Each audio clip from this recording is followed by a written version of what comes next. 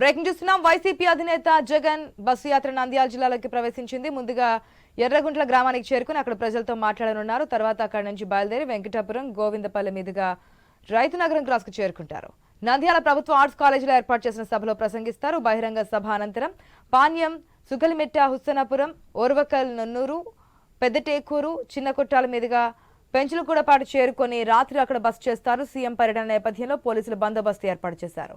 3 డీఎస్పీలు, sub డివిజన్లోని సీఐలు, ఎస్ఐలు, bomb స్క్వాడ్లతో బందోబస్తు నిర్వహిస్తున్నారు.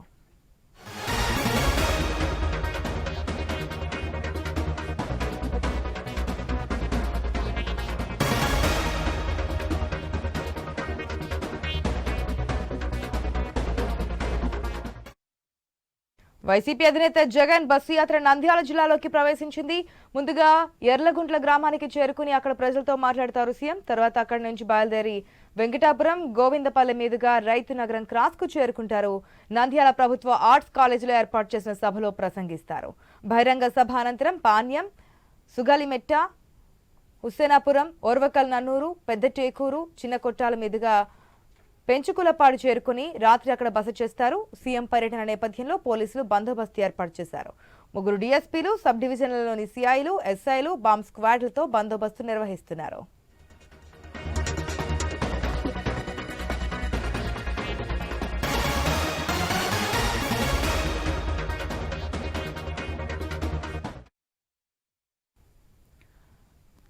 వైసీపీ అధినేత జగన్ బస్సు యాత్ర నంద్యాలలోకి ప్రవేశించింది. ముందుగా ఎర్రగుంట్ల గ్రామాన్ని చేరుకుని అక్కడ ప్రజలతో మాట్లాడనున్నారు. దీనికి సంబంధించి మరిన్ని అప్డేట్స్ మా ప్రతినిధి కృష్ణ ద్వారా తెలుసుకుందాం.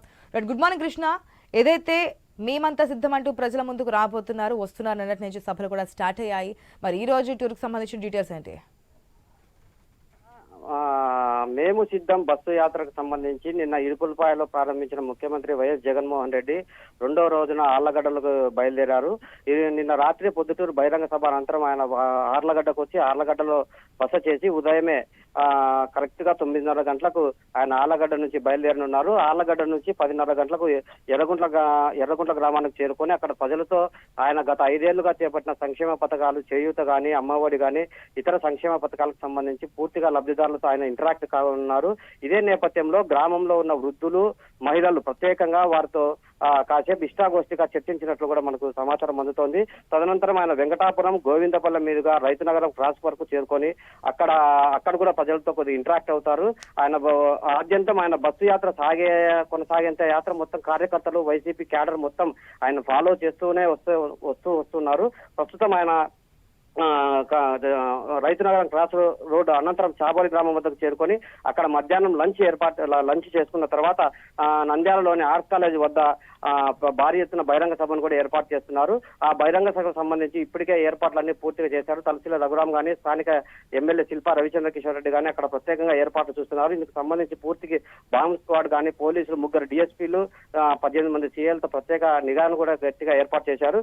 ఇదే నేపథ్యంలో బహిరంగ సభ అనంతరం ఆయన పాణ్యం, సుగాలిమిట్ట, హుస్సేనాపురం, ఓరోకల్లు మీదుగా ఆయన నన్నూరు, పెద్దటేకూరు గ్రామాల మీదుగా చేరుకొని కర్నూలు జిల్లాలోకి ప్రవేశించి పెంచికలపాడు వద్ద ఆయన బస చేరున్నారు. పెంచికలపాడు అనంతరం తిరిగి మరో రోజు అంటే రేపటి దినం శుక్రవారం రోజున ఆయన ఎమ్మిగనూరు బయలుదేరి ఎమ్మిగనూరులో భారీ బహిరంగ సభలో పాల్గొన్నారు. Asha Krishna, thanks for the update.